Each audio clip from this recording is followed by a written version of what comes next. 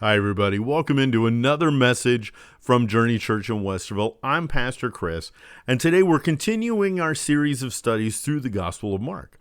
Today we're in Mark 16, verses 1 through 11. Mark 16, 1 through 11. Now, I want to tell you, all of our messages stand alone. So if you haven't seen any other message in this series, if you're dealing with death or loss, this is going to be really encouraging and helpful, I believe, to you. So stay with it. But if you want to see other messages through this series, they're all available on our website.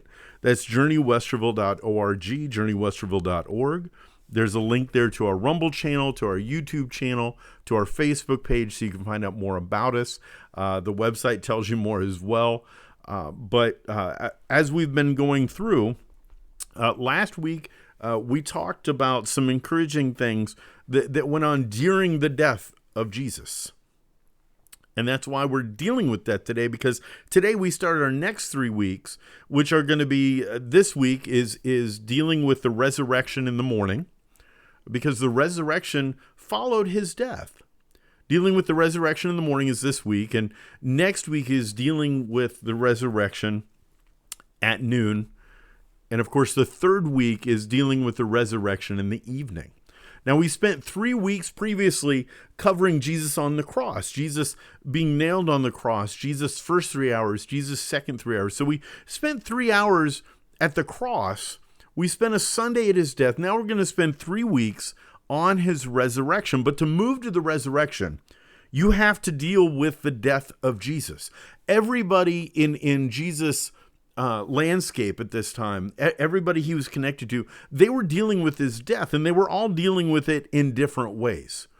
The disciples were huddled at a house scared to death. Now you got to remember, these guys were from Galilee. They weren't from Jerusalem, and Jesus had been grabbed in Jerusalem and taken to the cross. Capital punishment by the Romans, and the disciples were scared. They weren't big city guys. As I said, they were fishermen and tax collectors from Galilee, a country region. And they ran and were hiding. Now, the women you'll see in the passage today were continuing to want to serve Jesus as they had followed him everywhere and served him everywhere. Last week, we talked about Joseph of Arimathea and Nicodemus, how as very wealthy men from the Sanhedrin, they stepped down from that wealth in the death of Jesus, and they began to minister to Jesus, to touch his body, to take him. Joseph gave him his tomb. Nicodemus brought 100 pounds of fragrant spices to anoint his body with. Men that had been afraid to follow were now stepping forward to follow. Men that had been following bravely had run away. And these women continue to serve. Everybody is dealing with this death, with this catastrophe, in different ways. And one of the great things about the Gospels is they share this with us. They share how people honestly were dealing with things. As I said last week, the women wouldn't have been able to be used as testimony in a court, yet they were the consistent ones that saw every bit of what was happening firsthand. Now, here's the thing. God didn't care about who was in the courts. He cared about having a consistent testimony. And listen, nobody loves women more than the Lord. Don't ever let somebody tell you that Christians think women are second rate, because we simply do not. And the Bible, even though culture painted women in a different light during this time, God uses them as his key testimony to see where Jesus is laid, to see every part of this process. And in this message today, in Mark 16, 1 through 11, you'll see their faith all the more. But I want to start with a passage written by Paul, as Paul is teaching in Corinth in 1 Corinthians 15, 14 through 17. And this is pertinent to the resurrection. This is important to where we're going today. In 1 Corinthians 15, 14 through 17, it says, "If Christ has not been raised, then our proclamation is without foundation, and so is your faith. In addition, we are found to be false witnesses about God, because we have testified about God that he raised up Christ, whom he did not raise up. In fact, if the dead are not raised. For if the dead are not raised, Christ has not been raised. And if Christ has not been raised, your faith is worthless, and you are still in your sins." If Jesus hasn't been raised from the dead, What sad people are we? What hopeless people are we? How worthless is our faith if the resurrection doesn't happen? But here's the thing. Is the resurrection hard to believe? Is it hard to understand? Even for those closest to Jesus that have seen his ministry, that have heard his words, it's a struggle for them. And because they're dealing with death, just like we all are. You know, the hope of Christ becomes difficult when we're so wounded by a traumatic loss. Someone we love, a parent, a child, somebody close to us, a spouse. Dealing with death is a very traumatic experience. And we live in a culture that sometimes likes to gloss over things or be surfacey about things or give you a pill to get through something. Everybody in Jesus' sphere of influence here is dealing with the death and the loss and the beating and the mocking of Jesus at the cross. So let me read this to you. This is resurrection morning. This is Sunday morning, the first day of the week. And it would have been for the Jews like our Monday morning to get up. Not your favorite day of the week because everybody's headed back to work. The restrictions of the Sabbath are listed early Sunday morning. You can move out and do things. So let's see where we are on this morning, this first day of the week morning, Sunday morning after the Sabbath. Mark 16, 1 through 11. When the Sabbath was over, Mary Magdalene, Mary, the mother of James, and Salome brought spices so they could go and anoint Jesus. Very early in the morning on the first day of the week, they went to the tomb at sunrise. They were saying to one another, "Who will roll away the stone from the entrance to the tomb for us?" Looking up, they observed that the stone, which was very large, had been rolled away. When they entered the tomb, they saw a young man dressed in a long white robe sitting on the right side, and they were amazed and alarmed. "Don't be alarmed," he told them. "You are looking for Jesus the Nazarene who was crucified. He has been resurrected. He is not here. See the place where they put him. But go and tell his disciples and Peter, he is going ahead of you to Galilee. You will see him there just as he told you." So they went out and started running from the tomb, trembling and astonished. They were overwhelmed. And they said nothing to anyone since they were so afraid. Early on the first day of the week, after Jesus had risen, he appeared first to Mary Magdalene, out of whom he had driven out 7 demons. She went and reported to those who had been with him, as they were mourning and weeping. Yet when they heard that he was alive and had been seen by her, they did not believe it. There's a lot here to unpack. I'm going to kind of do this section by section to take you through it. But it's important to understand some dynamics here, some personal dynamics, because I think as we're dealing with death, as we're dealing with loss, we can put these into a frame of mind that we can understand. And one of the things for me, as I was getting ready to teach through this, I started asking questions of the passage.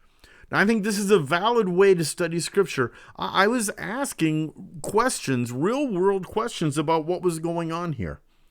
Now, to look back at 16 here, just verses 1 through 5, it says, "When the Sabbath was over, Mary Magdalene, the mother of James, and Salome brought spices so they go anoint Jesus. Very early in the morning on the first day of the week, so they went to the tomb at sunrise, and they were saying to one another, 'Who will roll away the stone from the entrance of the tomb?'" Now, a lot of questions here. Number one, Nicodemus had brought all these spices that he and Joseph of Arimathea had put them on Jesus and put Jesus in the tomb. One of the first things I thought is, these women had planned all along to come later and continue the process. Men do things, and 100 pounds of fragrance was way more than was necessary. It would have buried a city of people. Nicodemus had a ton, but you can only put on so much for the burial. These women were interested in ongoing care.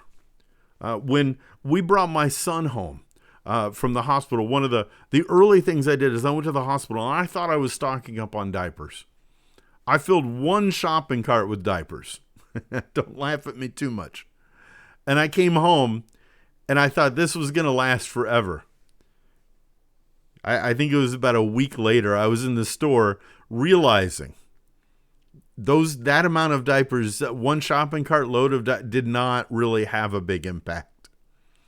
Once you really understand the care for somebody, you understand how much it takes. It's not a one-time deal. It's an ongoing process. These women understood care. Matter of fact, in Mark last week, we talked about how it says they had been following and caring for Jesus for a while. All through his ministry, Mary breaks open a beautiful fragrance before Jesus comes into Jerusalem and anoints him with it. She pre-anoints. Now they're post-anointing. They know the process. It takes a servant's heart to understand. It's one thing for somebody to come and do something once, but it's an entirely different thing for somebody to love you so much they continue to care about you over and over and over. And this reminds me very much of a mother's love. My wife never gets tired of making lunch for my kids, making sure they have everything they need, making sure they're prepared. It never gets old. And she doesn't think like me where, okay, I gave you lunch yesterday. Why are you hungry again today? These women were coming because they were continuing in service, and they were coming very early in the morning. I made a note in one of my Bibles that I found this week. I don't know where this is from. But my note on this, where it says very early in the morning, is I wrote, sorrow awakes early. Sorrow awakes early. Now, I don't know where I heard that, but I put it here. If you've ever been heartbroken about something, you may not sleep well. You get up early and you think about something to do. Not only were they interested in the ongoing care, but they were up early and they were ready. I think they had been heartbroken all night. They wanted to do something. Now, as the dawn broke and the laws of Sabbath were lifted, they were able to go out. Continuing care, broken hearts that move them forward. And the final thing I see here is that the women had no idea how to move this stone. Now, I mentioned this before. I'll say it again. There was a kind of a divot in the ground where this large stone would have been rolled. One person could have, and the stone was probably 1.5 tons to 2 tons. And so one person could have rolled it down into the divot, but it would have taken a whole bunch of men to push it up out of the divot at that weight. Because once it was down in there, it was going to be very hard to move. And the women were going with an impossible task ahead of them, but they were continuing anyway. Why? Because their hearts were broken. Their hearts were broken, but yet they were moving forward. They were doing what they knew how to do. They got there and the stone was rolled away and they were able to move in. But let me ask my first question. As I said, as I was reading this, I was asking questions of it. My first question was, what breaks my heart? What do I lose sleep over? What have been those times in my life where I just want to minister and I just want to care? What breaks your heart? Where you just want to get up and do something and people can tell you that's not going to make a difference, but you got to do it anyway. Have you had that moment? Have you had that thing? These women are having that moment in their life where something breaks their heart. And that's why I tell you this is dealing with death. They're dealing with death. Something has broken their heart. And they don't even know how the stone's going to get moved away or how they're going to do this mission, but they're going to go anyway because their hearts are moved.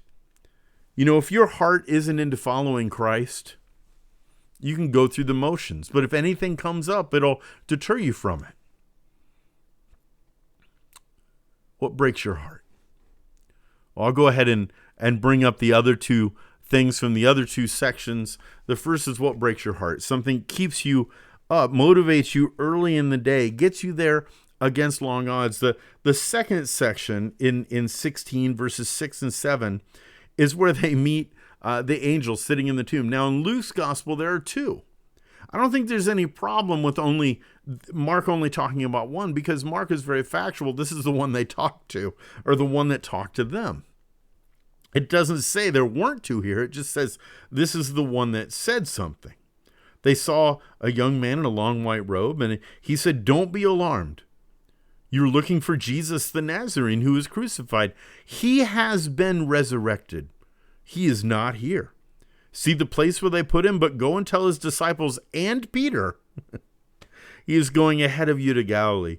You will see him there just as he told you. Now, this is what moves them forward, right?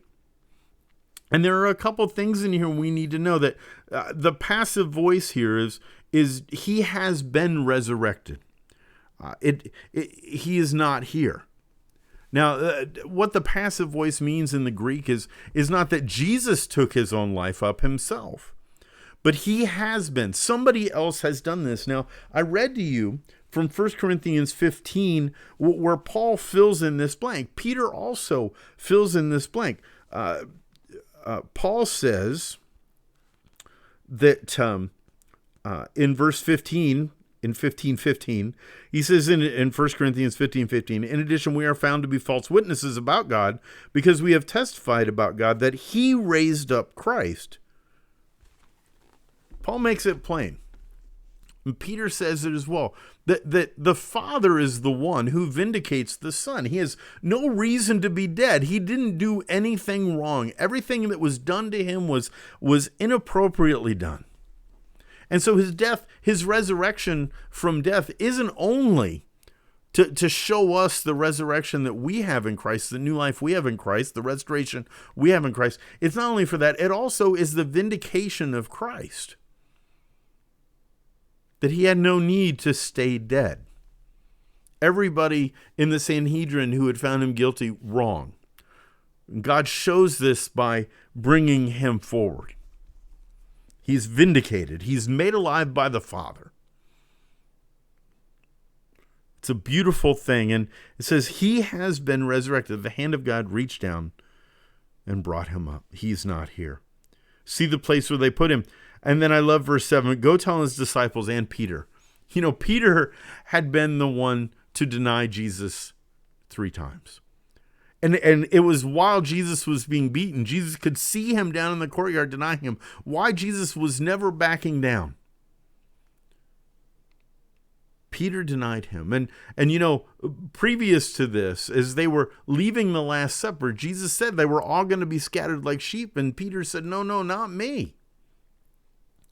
That was back in Mark 14:28. Peter said, no, not me, Lord. And Jesus said, you're going to deny me 3 times. But then Jesus also said, if you go back to Mark 14, Jesus says to them very plainly, I will be handed over. I will be crucified, but I'm going to rise again on the 3rd day, and I'm going to see you in Galilee. Now, as I said earlier, these guys were from Galilee. It was a smaller town. They were fishermen. They were tax collectors from a more rural area, and they were in Jerusalem. I'm not surprised the disciples were afraid and they were hiding, because they were like fish out of water in this massive city, with millions of Jews who had come in for the Passover, who were now at this point starting to leave during this day to go back home. They were overwhelmed at this temple, at everything that was happening. And their teacher had been grabbed and given over to capital punishment. These were smaller town guys from Galilee. They had run away. And I think they forgot the promise of Jesus. Jesus had said, I will see you in Galilee again. I'll see you back at home. We're going to make the walk the other way together, even though I'm going to be grabbed. False charges are going to be brought. I'm going to be put to death. I'm dying for you. I'm going to pick up my life again. The Lord is going to vindicate me. And I'm going to see you on that road to Galilee. I love this. And the angel says, make sure to tell Peter too. Peter was probably feeling the lowest of the low for rejecting Christ. But now he was going to have a hope in the resurrection as well. He was going to have a hope in a future meeting as well. You know, I think they forgot the words of Jesus talking about his resurrection. They didn't understand what he meant. But this angel does a couple things. He moves everyone forward. He says, don't be afraid. I know this is different. And listen, when you're dealing with death, it's different. It's scary. But God is going to say to you, don't be afraid. Haven't I told you, if you trust in me, I will raise you from the dead. God, in his word, gives us his word. But we forget his word when we're dealing with something tragic and awful and something we think is the end. And the angel speaks words here that point to Christ. Look at what he's done for you. Look at this tomb. And remember what he said. Remember his word. When we're going through something terrible, we need to remember that Jesus died and that Jesus' word says if we trust in him, we live again. What moves us forward? The power of Christ and the word of God. I mean, you may be depressed. You may be dealing with death. You don't know what to do to move you forward. The power of his word and his presence, seeing what he has done, will help you. But there's more. There's more than just a broken heart. There's more than just remembering his word about where he's going to meet us. The third thing is, who do you live for? In verse 8 says, so they went out and started running from the tomb because trembling and astonishment overwhelmed them. And they said nothing to anyone since they were afraid. Early on the first day of the week after Jesus had risen, he appeared first to Mary Magdalene, out of whom he had driven 7 demons. She went and reported to those who had been with him, and they were mourning and weeping. Yet when they heard that he was alive and had been seen by her, they did not believe her. Now listen, Mary Magdalene had an encounter with the risen Savior. And she tried to go and tell people about her encounter, but they thought she was crazy. They didn't understand. And here's the reality. They were going to have to come to the tomb and see for themselves. You know, Peter and John, in the Gospel of John, John writes that Peter and John ran. And John writes that he outran Peter, because men are always men and everything's a race. And John gets there first. They had to go and see for themselves. They had to see the risen Lord for themselves. And you know, it reminds me of when I was saved at 13. I remember looking back and wanting my dad to come down with me. But my dad kind of told me, this is your time. This is the moment you see Jesus. And I went forward at that moment. It was a concert in our high school by a guy named Sammy Hall, and he was playing the guitar and sharing the gospel. And that night, I heard the gospel clearly for the first time in my life. But you know what? There were people that didn't hear it clearly that sat, and I couldn't believe anybody sat there and wasn't moved. But that was my moment. You know, sometimes we have a testimony, we have something that happens to us, and we want to tell everybody because it's so real to us, and everybody looks at us like we're crazy. One of the things in life I have to do as a pastor is I have to separate what God is saying to me and how he's presenting to me and what I'm supposed to share to you. Because if I share to you something that was special for me, okay, that's crazy. Mary Magdalene has a special moment when she sees the Lord. And it moves her forward. And the others need this special moment to see the Lord. And listen, if you're dealing with death, your heart may be broken. You need to be reminded of the word of the Lord. But the third thing, the most important thing, is you need to see Jesus. You need to hear from Jesus, because if you don't hear from him, you're not going to get the most important part of what's going to move you forward.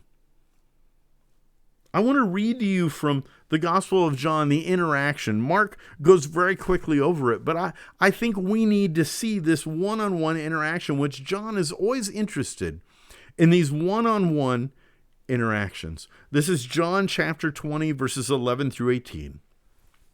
It says, "But Mary stood outside facing the tomb, crying. As she was crying, she stopped to look into the tomb. She saw 2 angels in white sitting there, one at the head and one at the feet where Jesus' body had been lying. And they said to her, 'Woman, why are you crying?' 'Because they've taken away my Lord,' she told them, 'and I don't know where they've put him.' Having said this, she turned around and saw Jesus standing there, though she did not know it was Jesus. 'Woman,' Jesus said to her, 'why are you crying? Who is it that you are looking for?' Supposing he was the gardener, she replied, 'Sir, if you've removed him, tell me where you've put him, and I will take him away.' 'Jesus,' said Mary.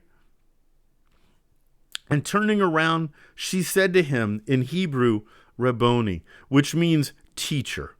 'Don't cling to me,' Jesus told her, 'for I have not yet ascended to the Father. But go to my brothers and tell them that I am ascending to my Father and your Father, to my God and your God.' Mary Magdalene went and announced to the disciples, 'I have seen the Lord.' And she told him what he had said to her." I love this. This is extremely touching. One-on-one. You know, Mary at first thought he was the gardener. But when he turned and began to talk, she recognized him. Since she had known him and heard him, there was something different now.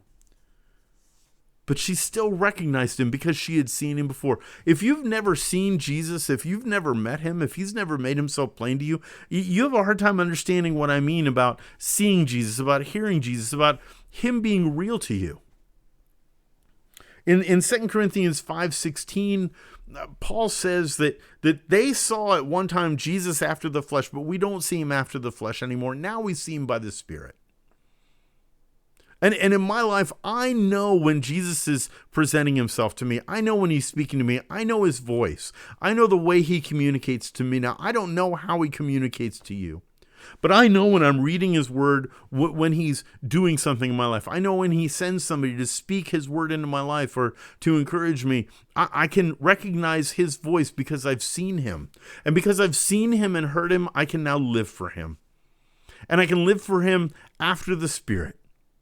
As Paul talks about, they saw him in the flesh. Mary Magdalene saw him in the flesh, but now she's going to learn to see him in the way we see him in the Spirit and follow him because she recognizes him, even though things have changed. And death changes things.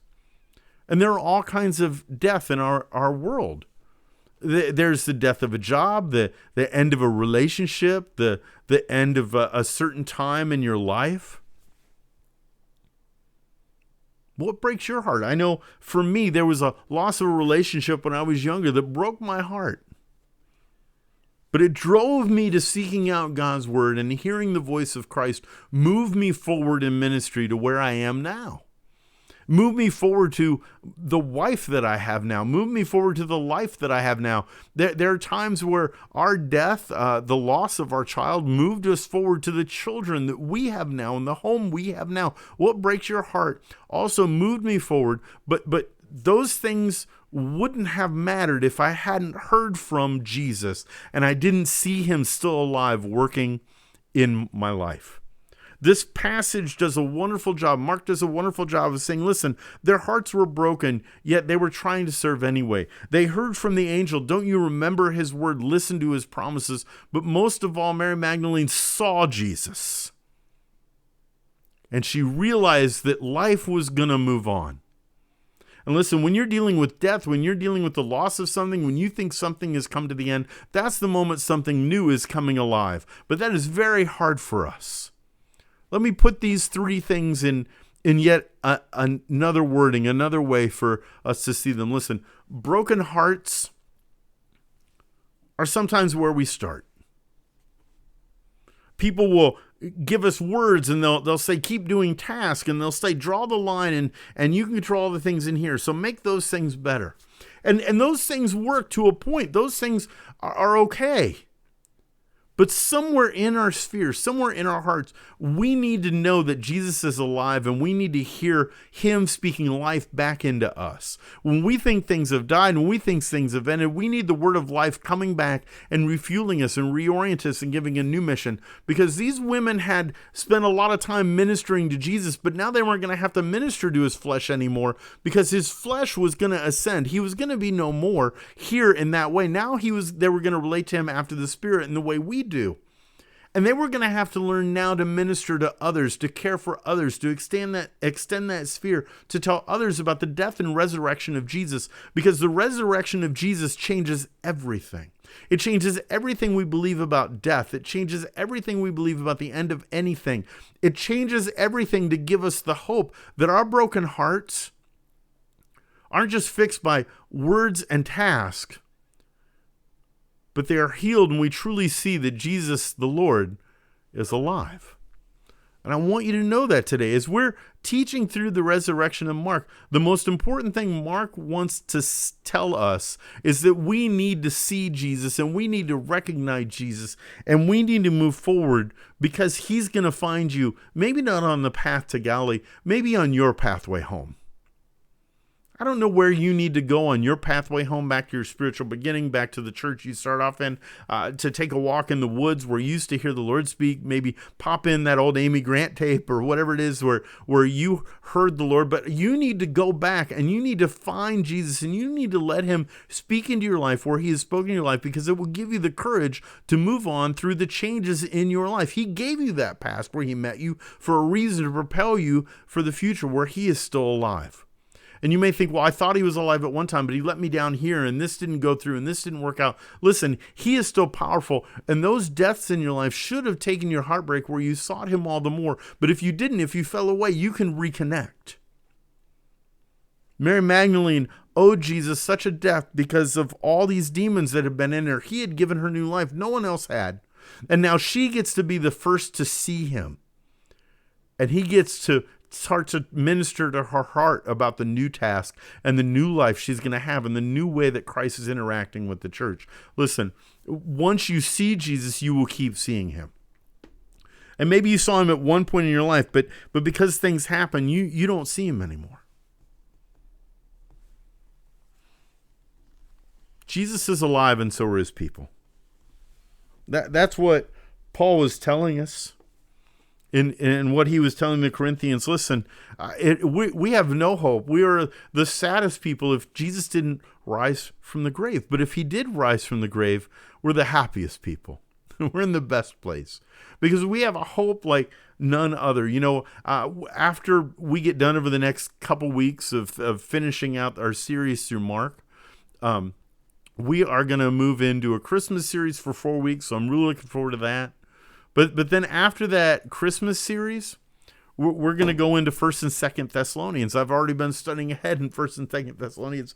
And the good news that Paul has for those in Thessalonians, we don't have to weep and wail like others do in the world when death happens, because we have the hope of Christ. We have the ability to move on through the worst of times, through the toughest tough times. Listen, I will say this. Our faith isn't always declared in the easy times, but when things get really tough, it separates those who are playing the game to those who can really deal with death. Because part of dealing with death for us now as believers is knowing about the resurrection.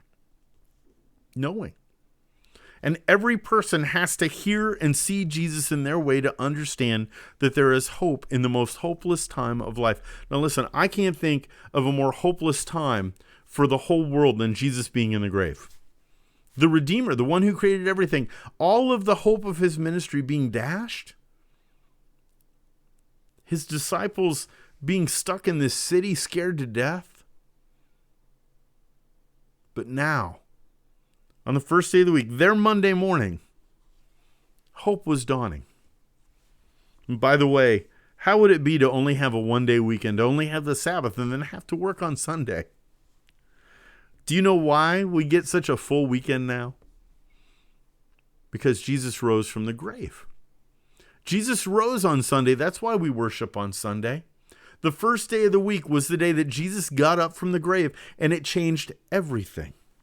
It used to be that dreary Monday was Sunday, but it's dreary no more. Now the first day of the week is the day of the week we give our best energy and our first energy to praising Jesus because he got up and he changed everything. Jesus changed Monday into the second day of the weekend. He changed it into a day where I cheer on my Browns. He changed it into a day where I get up early and I get to church with the anticipation of worshiping with the saints, the risen Savior. Not in a sad way, not in a depressed way. Lord, when are you going to save us? When are you going to give us hope? No, we come to church saying he gave us hope. He changed everything. He turned to Monday, the first day of the week, into Sunday, a day of praise, a day of joy, a day of excitement. Jesus dealt with death and changed everything. Have you met him? Has he changed the saddest parts of your life into joy? If he hasn't, he can and he wants to. Let's pray. Dear Heavenly Father, I pray today that as I share this message, that it will encourage somebody, that will help somebody. Help somebody dealing with death or loss or despair. And whatever that dream that's died, if it's a person, if it's a job, if it's a relationship, if it's a career, whatever it is, that you would give them the hope of Christ.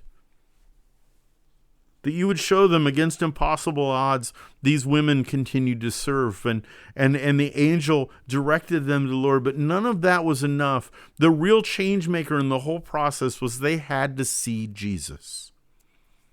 And Father, we don't see him in the flesh like this anymore. Now we see him after the Spirit. And Father, I pray that you would be kind and show somebody watching this video Jesus. And for anybody that slipped away, show them Jesus, the living Lord. Come for them.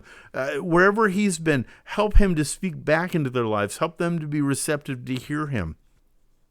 Father, we do need to be doing those loving tasks. We do need to be reminded of your word. But most of all, we need to ask to see Jesus, and we need to see you. Father, help us to celebrate seeing Jesus in our lives. Help us to enjoy your resurrection, whether it's early in the morning or next week, if it's high noon, or in 2 weeks from now, if it's evening. Help us to learn the joy of your resurrection, to know the Father vindicated you and showed us, the Father put on full display that we will be resurrected if we have been trusting in you. Help us to trust you and you alone for our future joy. In Jesus' precious name, amen. Well, that's all I've got, my friends. If I had more, I would share it with you. I love you. Oh, by the way, I can give you a quick preview. I've been working on a new frame for Christmas, so I can put this over. This is going to be our new Christmas frame. So that's a little nice. Notice the gold around me. Very fancy. Very, very fancy. It's how Journey operates. I can also show you, if I have it here. Oh, yeah. I can show you our Thessalonians frame when we get into that. We're going to do, I think, 11 weeks in 1 Thessalonians and 5 or 6 in 2nd. And so that'll be encouraging after the first of the year to do. So I hope you'll join us for all of those messages. But more than just joining us for those messages, I hope if you're in the area, you can come out. I'd love to see you. I'd love to speak with you face to face, and have you see our church family. I hope this message was encouraging to you. I hope our other messages will encourage you. I hope you are excited about Thanksgiving, Christmas coming up, and I hope to see you soon.